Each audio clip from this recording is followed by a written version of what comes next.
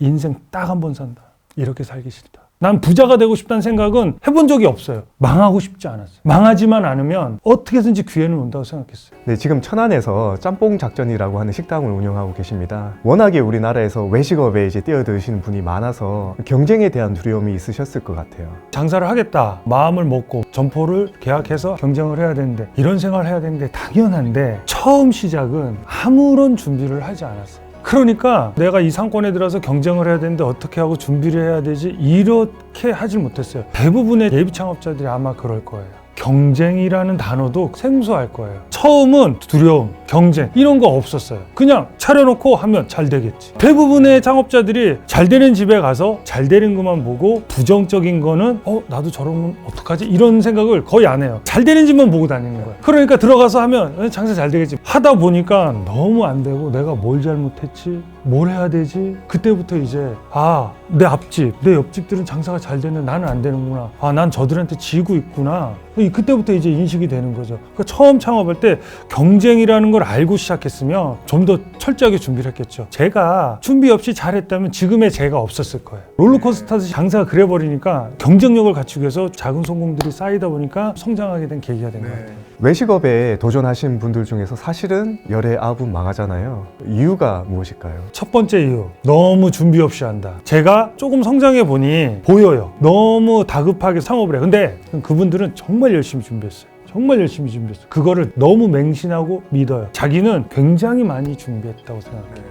착각이죠. 잘 되는 사람들만 만만 믿고 그걸 자기가 이제 다 도입을 해갖고 자기가 꼭 전문가가 이제 된 것처럼 자기는 백종원이에요. 이미 창업하기 전에 잘 될 수 있어. 이래서 망하는 거야. 공부를 밑바닥부터 철저하게 너무 성급하게 하지 말고 칼국수집을 하고 싶다. 상권 분석도 좋고 다 좋아. 정말로 자기 손으로 면을 뽑아서 칼국수 한 그릇을 만들어 봤냐 이거야. 그것조차도 안 해놓고서 자기 퇴직금 아니면 통장 잔고 다 때려 넣어가지고 담보 잡히고 2년도 못 버티고 점포 임대하고 다시 시작하려니 안 되죠. 맞습니다. 열애하고 대부분이 그렇습니다. 지금까지 작가님께서 식당 운영하시면서 가장 힘든 점이 어떤 점이신가요? 가장 힘든 점 여러 가지가 있죠. 처음에 시작했을 때 도입기하고 성장기를 거칠 때 두렵죠. 뭐가 두렵냐면 외롭고 물어볼 사람이 없어요. 내가 잘하고 있는지 어떻게 하면 되는지 주변에서는 또 공부하라고 그러네? 그런데 공부를 어떻게 해야 되는지 모르겠어요. 식당 공부를 어떻게 해야 되는지 모르겠어요. 진짜 그 막막함이 있어요. 그 주변에서 볼 때는 막 하려고 애쓰는 것 같은데 왜 그렇게 하면 되는데 왜 못하고 저렇게 있을까라고 하는데 제가 그 시점에 한번 있어 봤거든요. 하다못해 유튜브를 보고 뭘 찾아봐도 그 갈증이 해소가 안 돼. 그게 왜 그러냐면 아는 게 없으니까. 경험도 부족하고 아는 게 없으니까. 그럼 경험을 쌓아야 되는데 간접 경험이 필요한데 그거는 이제 남의 식당도 많이 가보고 전문가를 만들어서 조언도 구하고 그러는 수밖에 없어요. 공부하면 되는구나. 식당 공부하면 되는구나. 지식이 좀 쌓여요. 쌓이다 보면 처음에 가졌던 두려움이 조금씩 해소가 돼요. 또 다른 문제가 생겨요. 가장 큰 문제가 생기죠. 직원 관리. 이게 제일 힘듭니다. 마지막 정점이에요. 저도 여기에 대해서 리더십 공부도 많이 했지만 직원의 마음을 얻는다는 게 너무 힘들어요. 제가 한 공부 중에는 많이 줘라. 직원들한테 많이 베풀어. 정말 간쓸게도 다 해줘도 사람의 마음은 너무 어렵더라고요. 네, 작가님께서 식당 운영을 하셨을 때 근데 누구나 한 번쯤 슬럼프가 오잖아요. 그때 그것을 이겨내는 방법이 좀 궁금합니다. 슬럼프는 가만히 있는 사람한테 오지 않아요. 도전도 안 하고 성과가 없는 사람한테는 슬럼프가 없어요. 그 사람은 계속 그 자리예요. 근데 슬럼프는 성장이 어느 정도 싹 됐을 때 정체가 되면 슬럼프가 왔다 그러거든요. 자, 다시 말해서 식당을 창업했어요. 소위 말해서 오픈빨이야. 이게 도입기예요. 내가 잘하고 있는지 외롭기도 하고 그래도 매출은 꾸준하게 오르는데 매출이 조금 안 나오면 막 불안불안해요. 마음속으로 이런 마음을 좀 안정적이었으면 좋겠다. 결국에 안정적인 게 찾아와. 이걸 성숙기라 그러죠. 요게 슬럼프. 더 이상 성장하지 않고 경영자가 바란 대로 하루 일매출 100만 원, 일매출 꾸준하게 이제 100만 원이 나와. 이게 성숙기죠. 이 성숙기가 슬럼프예요. 이 성숙기를 못 이겨내면 쇠퇴, 슬럼프 때 혁신해야 돼. 성장기 때 좀 불안해하고 하지만 계속 혁신적인 생각을 해야 돼요. 더 성장해야 된다. 안정적인 거는 슬럼프라고 생각해야 돼요. 안정을 추구하면 안 돼요. 식당은. 근데 또 슬럼프가 왔다는 건 치고 올라가는 시기가 있었으니까 슬럼프가 왔단 말이죠. 힘들었을 거예요. 요때 저는 마인드셋을 하다가 이게 울컥울컥 와요. 때려칠까? 길게는 안 가요. 항상 마음속에 인생 딱 한 번 산다. 이렇게 살기 싫다. 내가 지금 돈벌이를 할 수 있는 거는 이 나이 먹어서 식당뿐이 없다. 이걸로 내 가족을 부양해야 되고 내 인생도 성장시켜야 돼요. 난 부자가 되고 싶다는 생각은 해본 적이 없어요. 망하고 싶지 않았어요. 망하지만 않으면 어떻게든지 기회는 온다고 생각했어요. 하루 영업할 때도. 그래서 정신 차리자. 인생 딱 한 번 산다. 그러니까 인생을 한 번 사는데 하루를 흐지부지 살겠어요? 못 이겨낼 건 없어요. 식당이 맛도 맛이지만 관계가 굉장히 중요하잖아요. 손님과의 관계를 어려워하시는 분들이 많은 것 같아요. 좋은 방법이 있을까요? 웃지 않으면 상점을 열지 말라는 중국 속담처럼 식당에 딱 왔는데 이제 환대가 필요하죠. 웃어야 되고요. 아는 척 해야 됩니다. 안녕하세요라고 해주고 계속 아는 척하고 깐족깐족거려야 돼요. 요즘에는 요거를 넘어서 관계가 대부분 어디에서 시작되냐면 고객이 맛집을 찾아서 검색을 하고 소문을 듣고 우리 집에 왔어. 우리 집에 접객이나 서비스 프로세스 상품을 모두 경험하고 계산하고 나갔어. 예전에 여기까지 나가면 끝. 더 이상 할 거 없어 식당에. 근데 요즘은 바뀌었어요. 나간 고객을 관리해야 돼. 왜? 경험을 공유하잖아요. 온갖 SNS 올리고 리뷰를 올리잖아요. 경험 공유가 무서워진 거예요. 그러니까 그게 뭐냐면 우리 집에 모든 서비스 프로세스나 상품을 경험해 갖고 나간 사람을 이제부터 관리를 해야 되는데 여기서부터의 고객하고의 관리가 일어나는 거예요.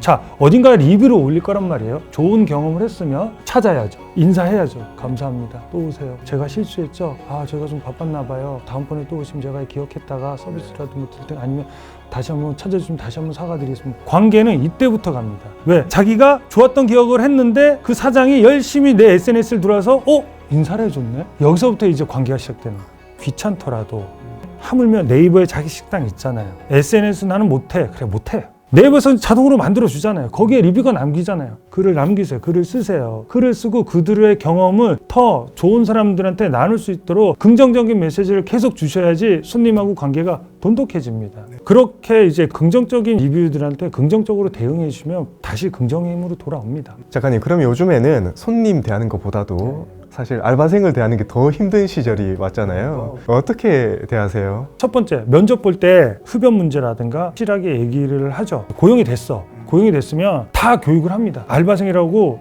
야 이렇게 저렇게 오자마자 이건 아니고 교육 날짜를 잡습니다. 하루 먼저 오든가. 그것도 제가 최저시급으로 교육비는 드립니다. 투입이 됐는데 분명히 얘기하죠. 손님한테 웃지 않고 불친절하면 저는 고용을 못합니다. 하루 일해보고 그런 게 보이잖아요. 사람이 없어도 자릅니다.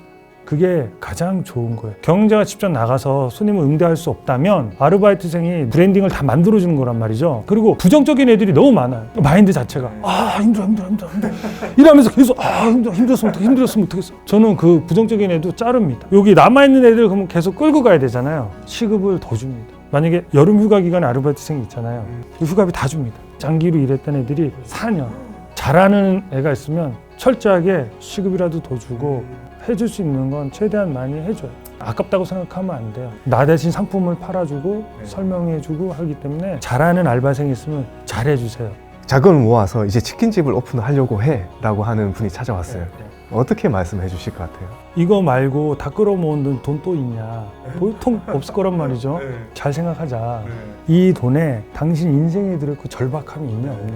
치킨집을 정말 하고 싶다면 잠깐 스톱. 치킨집에 들어가서 경험도 해보고 개인 매장 가서도 닭 튀기는 걸 경험해보고 한 1년, 2년 닭에 대해서 미쳐봐라. 한 2년만 미쳐보자. 그럼 치킨 전문가 된다. 그러고서 창업을 하는 거라고 얘기해요. 근데 프랜차이즈 가서도 그 브랜드를 믿고 갔으면 그 브랜드에 미치고 그 브랜드가 하라는 대로 한번 미쳐봤냐 이거지. 맨날 본사 탓하고 그러지 말고 자기 태도. 손님이 없는데 어떻게라도 해볼까. 저희는 뭐 프랜차이즈에서 그런 거 하면 본사한테 안 돼요. 그런 태도 갖지 말고 한번 해보자 이거지. 해보자고. 그런 태도가 있어야 돼요.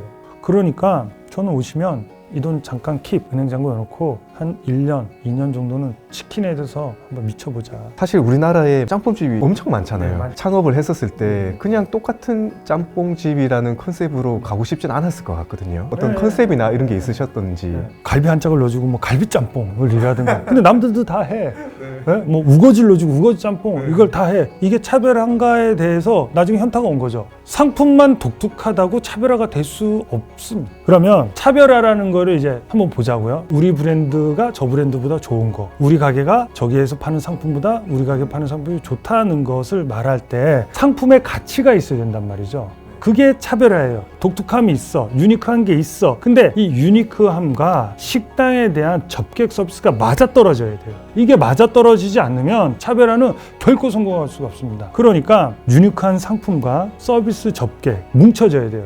난 프랜차이즈를 하고 있는데 다른 집들은 다 잘 되는데 우리 집은 왜 안 돼? 상권이 문제야. 아니요? 한번 돌아보세요. 똑같은 브랜드를 가지고 왔는데 다른 사장님도 어떻게 장사하는지, 본인은 포스기만 보고 있다든가 TV만 보고 있다든가 접객이 이루어지지 않으면 그 상품은 유니크한 상품이 될 수가 없어요. 손님을 대하는 태도가 결국 좋은 전략이고 자기가 만든 유니크한 상품을 더 특별하게 만듭니다. 외식업을 준비하시거나 종사하시는 분들 중에 굉장히 힘들어하시는 분이 많이 계시거든요. 그분들에게 한 문장을 선물할 수 있다면? 여러분한테 공유하자면 이겁니다. 아무것도 안 하면 아무것도 변하는 게 없습니다. 진리입니다. 제발 입으로만 하지 마세요. 입으로만 바쁘지 마세요. 입으로만 절박함을 얘기하지 마세요. 절박한 건 몸으로 해야 돼요. 절박함이 있어야 되고 아무것도 안 하면 아무것도 안 합니다. 내 인생도 안 변하고 내 식당도 안 변합니다. 막막한 분들이 많아요. 식당 공부를 어떻게 해야 되는지 진짜 모르겠다. 저한테 연락을 주셔도 되고요. 저한테 이메일을 보내셔도 됩니다. 도와줄 수 있는 방법이나 조언, 식당 자문, 코치 같은 거는 도와드릴 수 있는 건 제가 한번 도와드리고 싶은 마음이 있어요. 근데 단 절박함이 있고 움직이고 싶은 사람만 도와주고 싶으니까 꼭 하세요. 기억하셔야 됩니다. 저도 한 그릇도 못 팔았습니다. 마인드셋, 동기부여, 인생 이렇게 살기 싫다. 인생 한 번만 산다. 아무것도 안 하면 안 변한다. 이게 저를 움직인 원동력입니다. 이제 알겠어요. 어떻게 하면 성공하는지. 성공한 사람들 공통점이 다 있어요. 그 사람들은 전문가가 되기 위해서 노력하고 전문가가 되기 위해서 일단 공부부터 한다는 거. 그리고 자기 시간을 깊게 쓰죠. 네, 오늘 무패장사라는 책을 쓰신 박호영 대표님과 함께 이렇게 말씀을 나눠봤는데요. 동기부여와 마인드셋을 참 많이 하는 그런 시간이 되었던 것 같은데 저는 그 문장이 되게 기억에 남았던 것 같아요. 인생 딱 한 번 산다. 내년에 또 저희 작가님의 두 번째 책이 나온다라고 하니까요. 또 많은 사랑 부탁드리고요. 오늘 인터뷰는 여기서 마무리 짓도록 하겠습니다. 작가님 나오셔서 고맙습니다. 고맙습니다.